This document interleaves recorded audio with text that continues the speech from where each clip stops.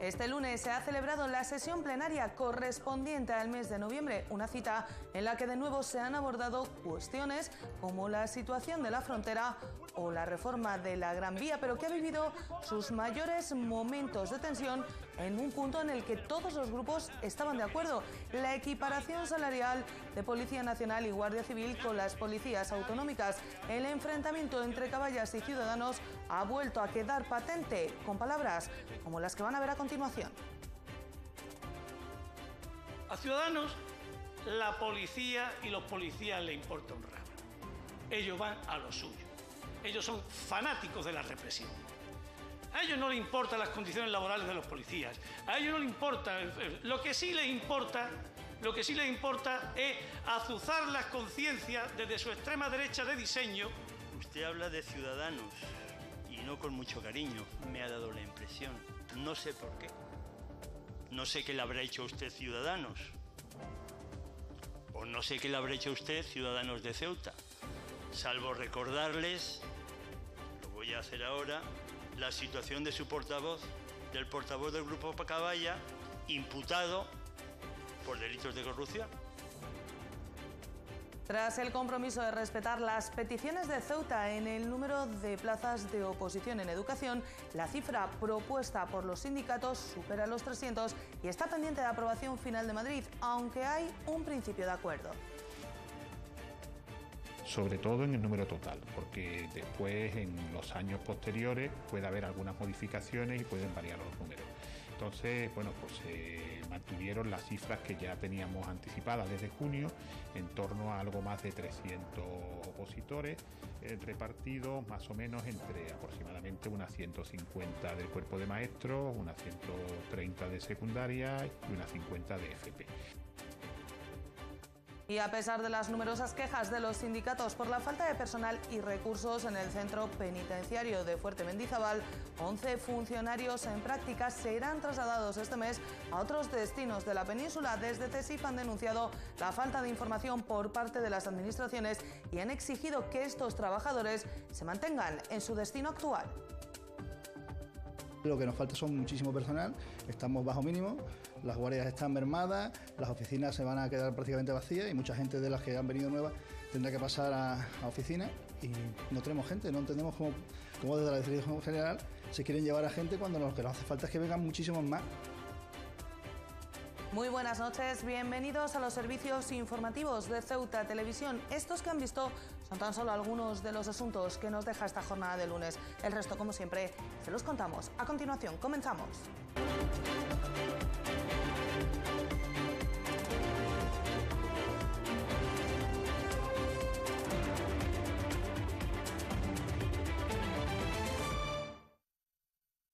La Audiencia Provincial de Cádiz en Ceuta ha ordenado la puesta en libertad bajo fianza de 60.000 euros del policía portuario detenido desde el pasado mes de febrero por su presunta implicación en el caso en Vicesa, según ha confirmado el diario El Pueblo de Ceuta. Se trata del segundo de los 4 presos preventivos que es puesto en libertad desde el inicio de las detenciones. La Audiencia Provincial de Cádiz en Ceuta ha dictaminado la puesta en libertad, previo pago de una fianza de 60.000 euros del policía portuario implicado presuntamente en la trama irregular de compraventa de viviendas en Loma Colmenar. El auto considera acreditado el arraigo al ser español, casado con española y padre de hijos españoles, residiendo permanentemente en la ciudad de Ceuta y con trabajo estable tanto él como su esposa, según publica el diario El Pueblo de Ceuta. Detenido el pasado 15 de febrero, podría ser el segundo de los 4 implicados en situación de prisión provisional que queda en libertad tras que en junio la juez Raquel Lucini decidiese dejar libre con cargos a un empleado de una compañía naviera. Quedan pues 2 personas en situación de privación preventiva de libertad. Uno de ellos es el viceconsejero de Vivienda Antonio López, cuya defensa ha interpuesto un recurso de amparo tras las sucesivas negativas tanto de la audiencia como de la propia Lucini a dejarlo libre. El exgerente de Envicesa llegó a ofrecer como aval para evitar riesgo de fuga todo su patrimonio, la entrega del pasaporte y firmar a diario en el juzgado.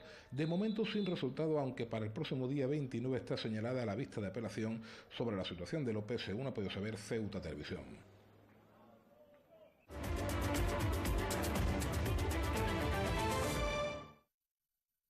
La situación de la frontera El Tarajal ha vuelto a convertirse en protagonista de la sesión plenaria este lunes por medio de una propuesta de Caballas que no ha salido adelante. Los localistas pretendían que se aprobara el traslado de las naves de los polígonos a la ampliación del puerto, una cuestión en la que se han quedado solos al no contar tampoco con el apoyo de la oposición, que se ha abstenido. Una vez más, la frontera se ha convertido en protagonista de la sesión plenaria por medio de una propuesta de Caballas en la que reclamaba medidas urgentes para poner fin a la actual situación que está asfixiando al empresariado ceutí. Después de dar un plazo de 40 días, ha explicado el diputado Juan Luis Aróstegui, para la puesta en marcha de medidas no solo no se han desarrollado, sino que se han rechazado muchas de las propuestas realizadas para la mejora de la fluidez en el paso. Una situación que el diputado localista ha aprovechado para volver a subrayar que el delegado del Gobierno no vale para hacer frente a esta situación. Unas afirmaciones a las que el portavoz del Grupo Popular no ha tardado en dar respuesta, señalando que culpar al delegado es una injusticia. Ustedes no se dan cuenta, ustedes no tienen sentido de responsabilidad suficiente como para darse cuenta que esto es una prioridad. Que esto es una prioridad. Ustedes tienen que entender algunas cosas que no les caben en esa cabeza, pero yo tengo la obligación de decírselas aquí. Una. Este delegado del Gobierno no vale. Para resolver este problema no vale. Culpar de todos los males al delegado del Gobierno es una auténtica injusticia, impropia, además, de un grupo, y en su caso de usted, de una persona que tiene suficiente experiencia para saber la capacidad que puede tener un delegado del Gobierno de resolver un problema de las dimensiones que usted ha puesto hoy encima de la mesa. Caballas ha puesto sobre la mesa una nueva medida, el traslado de las naves de los polígonos a la ampliación del puerto, lo que permitiría aliviar la zona fronteriza y dotarla de una mayor fluidez. ¿Qué es lo que hay que hacer de inmediato? De inmediato hay que ampliar esa zona y ese polo industrial, respetando los derechos de todos los empresarios allí ubicados, trasladarlo a otra zona. Y esto se puede hacer a través de expropiación o a través de un acuerdo.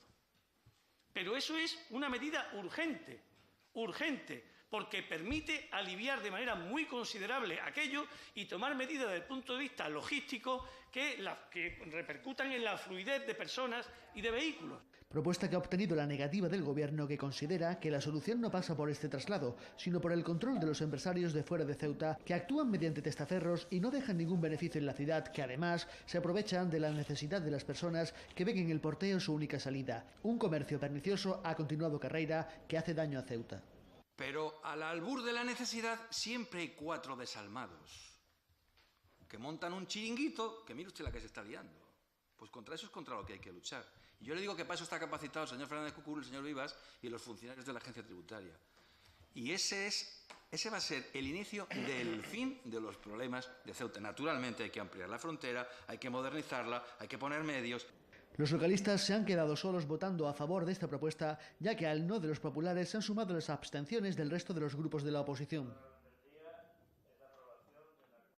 Y tal y como anunciará su portavoz, Ciudadanos ha llevado a pleno este lunes una propuesta por la que se solicitaba un pronunciamiento del Pleno a favor de la equiparación salarial de Policía Nacional y Guardia Civil con las policías autonómicas. Una propuesta que desde Ciudadanos se ha argumentado en la clara discriminación que supone esta diferencia salarial y que ha recibido el apoyo de todos los grupos políticos.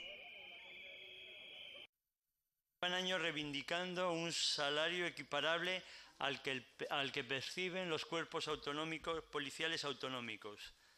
La diferencia salarial con agentes de la Ertzaintza, Mossos o Policía Foral se cifra entre los 600 y los 1.000 euros mensuales, lo que supone una clara discriminación de las fuerzas y cuerpos de seguridad del Estado en relación con el resto de los cuerpos policiales. Esta diferencia salarial no se justifica para nada ni en la preparación, ni en las competencias, ni mucho menos en el servicio que prestan en todo el territorio nacional Guardia Civil y Policía Nacional. Quiero decirles que nosotros vamos a apoyar esta moción, por supuesto que sí, entre otras cosas porque es intención del Gobierno. El plazo más breve posible, evidentemente, será el que los presupuestos generales del Estado permita, primero, que se aprueben y que en sucesivos presupuestos se vaya actualizando esta diferencia que existe, que se calcula, no sé si con datos suficientemente contrastados, en unos 1.500 millones o entre 1.500 y 2.000 millones. Pues a pesar de que inicialmente todos los grupos de la Asamblea se han mostrado a favor de la reivindicación realizada por Ciudadanos de una equiparación salarial de Policía Nacional y Guardia Civil con las policías autonómicas, el debate ha derivado en el enésimo enfrentamiento entre Ciudadanos y Caballas, un enfrentamiento que se ha iniciado con el calificativo de fanático de la represión empleado por Aróstegui para referirse a Ciudadanos y que ha terminado en el caso en Vicesa. No hay pleno sin salida de tono. Esta parece ser la costumbre que se ha establecido en las sesiones de la Asamblea de Ceuta y este lunes ha vuelto a repetirse. Más grave si cabe es el hecho de que haya ocurrido en el debate de un asunto con el que todos los grupos se habían mostrado a favor. El enfrentamiento entre Caballas y Ciudadanos ha vuelto a repetirse este lunes cuando el diputado de los localistas, Juan Luis Aróstegui, se ha referido a Ciudadanos como fanáticos de la represión y extrema derecha, unas palabras que han encendido a los representantes de la formación naranja presentes entre el público y han provocado la intervención del presidente de la ciudad. A Ciudadanos, la policía y los policías le importa un rábano. Ellos van a lo suyo. Ellos son fanáticos de la represión.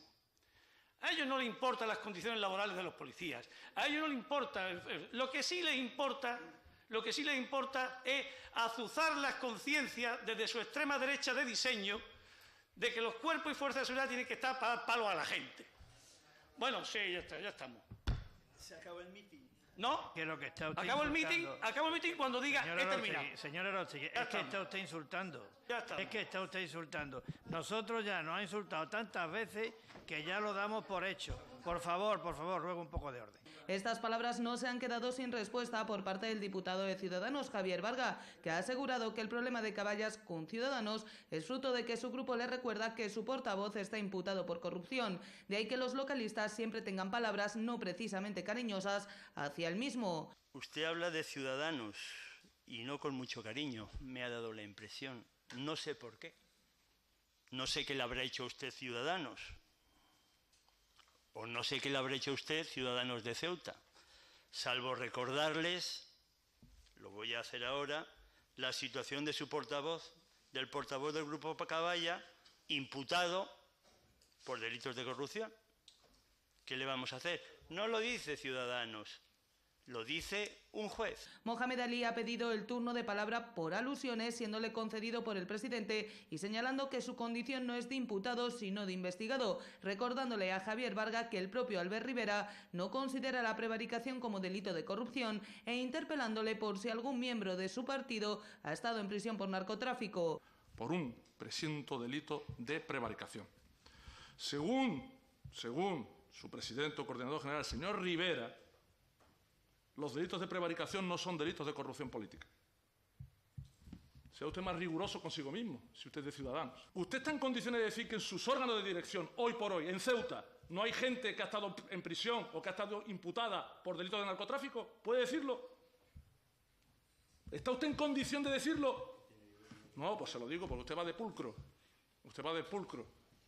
Y usted de pulcridad no tiene nada, ni su partido, absolutamente nada. No se ha quedado ahí, señalando también a MDIC y su comportamiento desde el pasado mes de febrero y preguntando si había familiares de miembros de Ciudadanos en la lista fantasma que supuso el arranque del caso en Vicesa. ¿Usted defendía la lista fantasma? Sí, usted defendía la lista fantasma. ¿Usted está en condiciones de decir hoy que no había familiares de Ciudadanos en la lista fantasma? ¿Está usted en condiciones de decirlo? Porque si usted dice que eso... ¿Qué tiene que ver? ¿Había familiares de Ciudadanos, sí o no? No lo sé. No lo sabe. Un ambiente de tensión y un enfrentamiento que ha deslucido el objeto inicial de la propuesta, el fin de la discriminación hacia Policía Nacional y Guardia Civil. Pues no dejamos de hablar de Caballas, porque invertir 9 millones de euros en el tramo mejor acondicionado de la ciudad, la Gran Vía, es algo que los localistas no conciben, por lo que han presentado una propuesta para que se suspenda esta reforma. Fomento ha rechazado la propuesta, calificándola de dañina para Ceuta. Finalmente no ha sido aprobada debido a los votos del Partido Popular en contra y la abstención del resto de los grupos. Desempleo, desánimo y exclusión social frente a 9 millones de euros de inversión en la Gran Vía. Son los dos ejes de la balanza que han motivado la petición de Caballas al Pleno para suspender el proyecto de reforma de la Gran Vía y aledaños. ¿Ustedes saben el impacto psicológico que tiene el que los ciudadanos de Ceuta vean que la prioridad de su gobierno es invertir 9 millones de euros en el tramo mejor, más bonito, mejor acondicionado y más cuidado de la ciudad, mientras el resto se cae a trozos, literalmente hablando. El responsable de Fomento encargado de responder a los localistas ha calificado de hiriente la propuesta que considera que perjudica a Ceuta. Ha corregido a Aróstegui, portavoz de la coalición, sobre el presupuesto a invertir en la Gran Vía a cuenta de la encomienda Traxa, afirmando que este proyecto está por debajo de los precios al uso de este tipo de actuaciones. Que ya conoce hasta la voluntad de nuestros propios votantes e incluso de algunos de nuestros familiares que van en contra de la Gran Vía. Eso es el último argumento que ha utilizado usted en su campaña de demonizar cualquier inversión en el centro y en su campaña totalmente focalizada para cargarse este proyecto. Eso es la principal prioridad de Caballa. Y nosotros no estamos de acuerdo, pero también lo voy a argumentar. Habla de prioridades. 7,8 millones la Gran Vía. 7,8, no 9. 9 se podría haber presupuestado, pero como lo va a hacer Traxa, con los precios tasados que tienen ellos publicados en el boletín, que tampoco os gustan, se ha quedado en 7,8 millones de euros. Otro punto de la discusión ha sido el asunto de la exposición pública del proyecto. La Gran Vía no requiere de exposición al público. Y no lo digo yo, que no soy nadie, lo dicen los técnicos. A grandes rasgos, y intentando resumir mucho una cuestión técnica compleja que la gente no tiene por qué entender, las obras pueden ser de urbanización y requieren una exposición al público porque lo dice la ley, o de carácter ordinario. Estas han sido calificadas de carácter ordinario. Ha dicho usted los técnicos. Sería más conveniente que dijera que técnicos, porque el arquitecto municipal piensa lo contrario. Usted incluye ya en una contradicción política. O sea, no hace falta, pero lo vamos a hacer. Y usted entonces decide quiénes son aquellas personas o entidades sobre los que hay que informar. Usted dice, yo elijo a la cofradía de hermandad, y a este sí, y a este no, a este comerciante. No una información pública, en contradicción con su propio argumento. Sin llegar a acuerdo, Caballas ha juzgado que la actuación no tiene incidencia económica y que ofende a la ciudadanía, mientras el Gobierno considera que el proyecto será beneficioso para Ceuta. El Pleno de la Asamblea ha aprobado de forma inicial el Plan Integrado de Gestión de Residuos de la ciudad, una aprobación que solo ha contado con el voto favorable del Partido Popular y la abstención de todos los grupos de la oposición, que ha mostrado su preocupación por la financiación del mismo, su relación con la ordenanza sobre este asunto o la falta de personal para ponerlo en marcha. El Pleno de la Asamblea ha aprobado inicialmente este lunes, con los votos a favor tan solo del Partido Popular y la abstención de todos los grupos de la oposición, el Plan Integrado de Residuos de la ciudad. Un plan que pretende, tal y como ha explicado el consejero del área, que se minimicen los residuos que se generan y que se incrementen los que se reciclan, con el fin de que Ceuta sea más sostenible y se preserve la salud y el medio ambiente. Podemos afirmar que el Plan de Residuos de Ceuta se basa y se desarrolla en torno a unos principios rectores como son la sostenibilidad y la protección de la salud y del medio ambiente. En cuanto al ámbito geográfico y temporal, el plan afecta al territorio de Ceuta y se puso en marcha en 2016 y se va a llevar a cabo hasta el año 2022. El PSOE ha recordado la demora con la que llega este plan y ha mostrado su preocupación respecto a varias cuestiones del mismo, desde la falta de personal en la consejería para ponerlo en marcha a la falta de una memoria económica en la que se recoja cómo se va a financiar, una financiación que los socialistas han advertido que no permitirán que recaiga sobre el conjunto de la ciudadanía. Pero nosotros queremos decirles si esto va a ser a costa de machacar aún más los bolsillos de los ciudadanos de Ceuta, machacar más a las clases débiles de esta ciudad, a los trabajadores de esta ciudad, ¿va a ser machacándolo cómo se va a financiar este plan integrado de gestión de residuos? Porque nosotros no estamos por la labor de que sigan ustedes machacando de impuestos a base de hachazos con estas propuestas que traen el Gobierno de la ciudad al Pleno de la Asamblea a los más débiles, a las clases más débiles. Caballas, por su parte, ha mostrado su sorpresa porque la llegada de este plan se haya producido sin que se haya aprobado de forma definitiva la ordenanza relativa a este aspecto, porque ambas cuestiones están íntimamente relacionadas y sin la ordenanza el plan de residuos se va a convertir en papel mojado. Porque parece que es más papel mojado que un verdadero instrumento para que esa política medioambiental y el desarrollo sostenible que todos deberíamos defender a ultranza sea una realidad en esta ciudad. Desde el MDIC se ha hecho hincapié también en el incumplimiento de los plazos, destacando la posibilidad de sanciones a las que se puede enfrentar la ciudad por parte de la Unión Europea, después de que el plan tuviera que estar aprobado el pasado 2013. Pero creo que usted no es consciente de lo que viene a continuación, y es qué sanción se nos puede imponer a nosotros por parte de Europa ante ese incumplimiento. Una sanción a la que se ha referido también el consejero, señalando que ya se trabaja para evitarla, planteando los motivos que han llevado a este retraso y las dificultades a las que se enfrenta la ciudad en relación a este asunto. Finalmente, Ciudadanos ha subrayado un principio básico en lo que se refiere a la financiación del plan, que quien contamina debe pagar, un aspecto con el que el consejero de Medio Ambiente se ha mostrado de acuerdo, al igual que con la propuesta de los naranjas de realizar unas jornadas que permitan dar a conocer a la ciudadanía este plan integrado de residuos. Lo que le pedimos, lo que le veníamos a pedir, tenemos ese plan de gestión de residuos, tenemos ese informe de sostenibilidad. Lo que queremos es que organicen una jornada, es lo que le pedimos, para que los responsables de la elaboración de estos dos documentos, los responsables técnicos y también los responsables políticos, trasladen a la ciudadanía su contenido y las previsiones que contiene.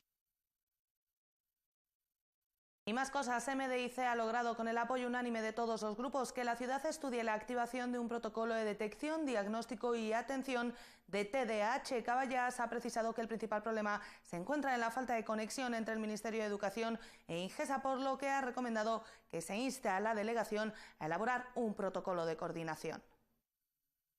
Creemos que hay que intervenir con edades lo más tempranas posible y, por lo tanto, la sociedad, consideramos nosotros, que no puede permitirse el lujo de no atender un trastorno que tiene un coste tan elevado escolar y socialmente. Por lo tanto, es importante una detección precoz y establecer precoces e intensivas intervenciones que eviten esa evolución desfavorable del niño que no esté siendo tratado. Y antes de todos estos debates, el Pleno de la Asamblea ha guardado este lunes un minuto de silencio en memoria de las víctimas del atentado terrorista perpetrado la pasada semana contra una mezquita en el Sinaí, en Egipto. El presidente de la ciudad, en nombre de todos los miembros de la Asamblea, ha mostrado su repulsa por este acto de fanatismo que, tal y como ha recordado, afecta a todos sin tener en cuenta edad o creencias religiosas.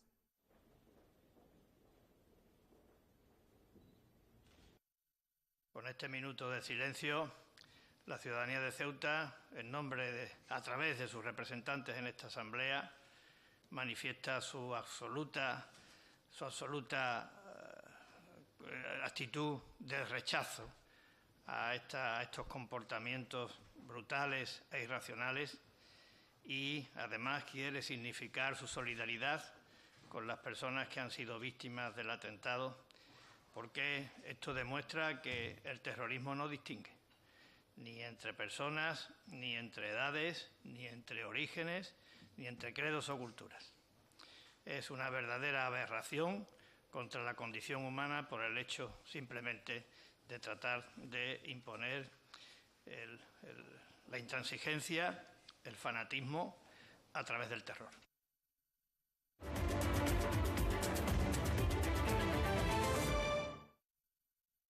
Los sindicatos y el Ministerio de Educación negocian las bases para la oferta pública de empleo de los próximos años. Desde Ceuta se piden 150 plazas para el cuerpo de maestros, 130 de secundaria y 50 de formación profesional, aunque existe un compromiso del Ministerio de intentar respetar estas necesidades. Aún tienen que pasar por la aprobación final de Hacienda y Administraciones Públicas. La pasada semana, sindicatos y ministerio prosiguieron la negociación sobre las plazas de interinos y oposiciones para los próximos años, llegándose a una serie de acuerdos. Sobre todo en el número total, porque después en los años posteriores puede haber algunas modificaciones y pueden variar los números.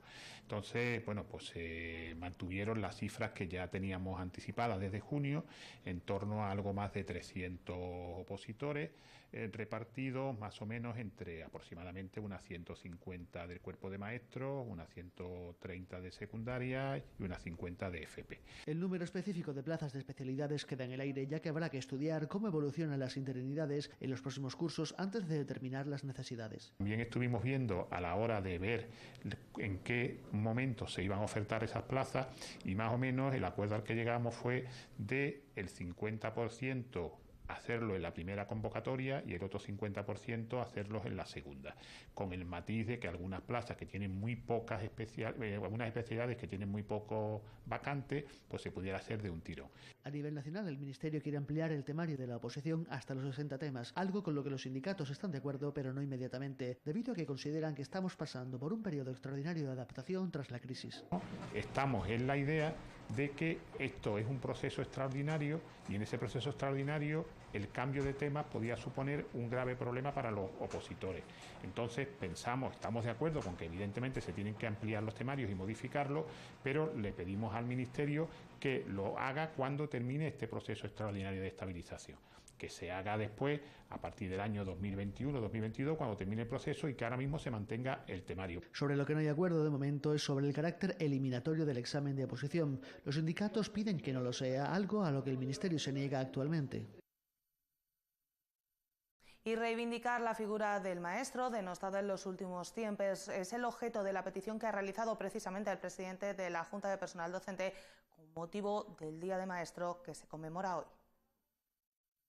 La figura del maestro fundamentalmente es la que creo que hay que poner en valor porque es una figura un poco denostada últimamente. Yo quiero hacer hincapié en que hay algunos países como Finlandia y demás donde la figura del maestro sí está totalmente realzada hasta el punto de que en las carreras universitarias en las que más nota de corte se pide pues son las educativas.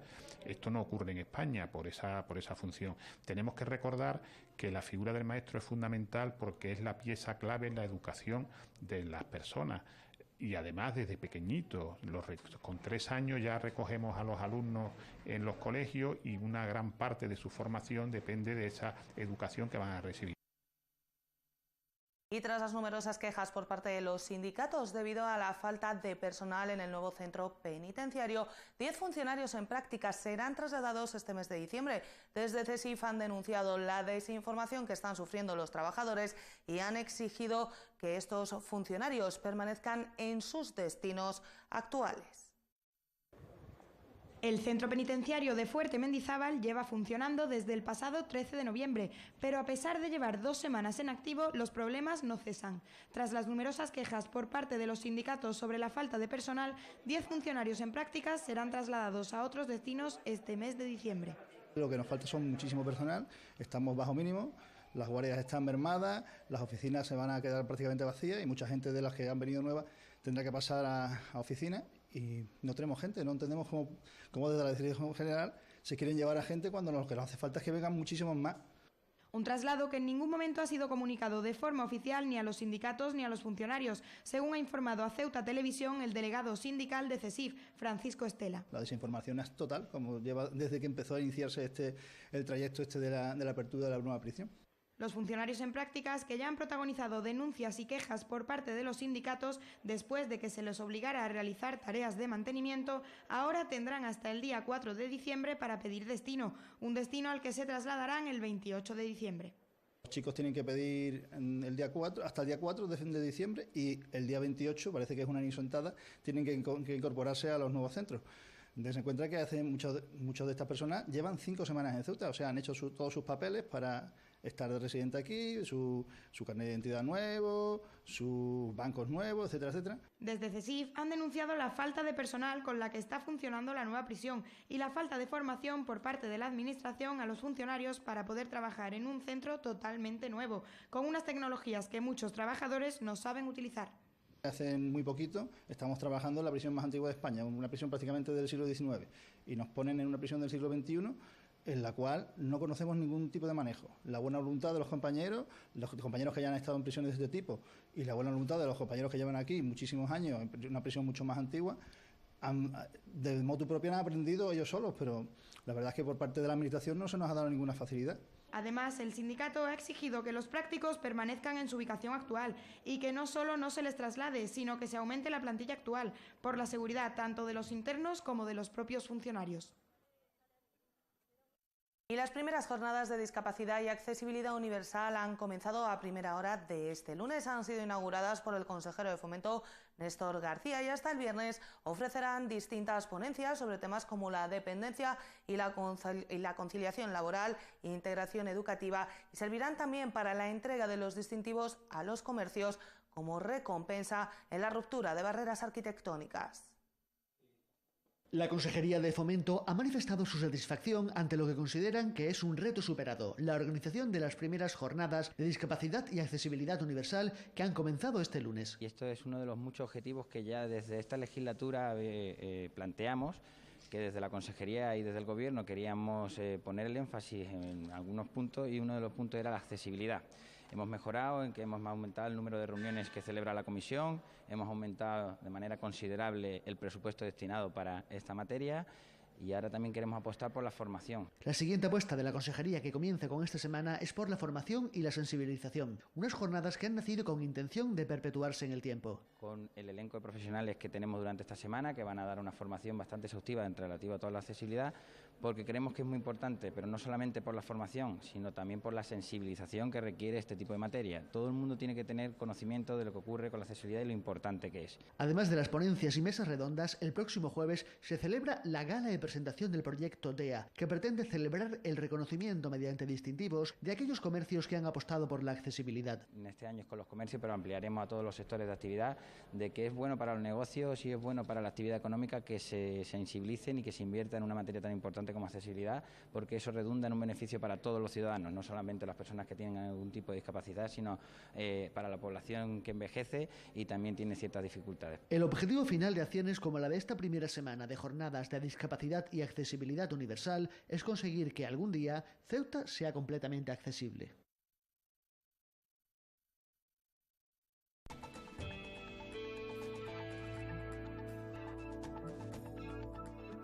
Y vamos ya con la información del tiempo para la jornada de este martes. Como ven, cielos cubiertos sin descartar precipitaciones de carácter débil y ocasional. Las temperaturas siguen bajando, normal en estas fechas, mínima de 16 grados, máxima de 19. El viento seguirá soplando de levante. Y el número premiado en el sorteo de la Cruz Roja de hoy ha sido el 784-784. Nosotros nos vamos ya, no sin antes recordarles que pueden seguir toda la actualidad de la ciudad en nuestros perfiles en las redes sociales, Facebook y Twitter, y como no, aquí en www.ceutatv.com. Hasta mañana, adiós.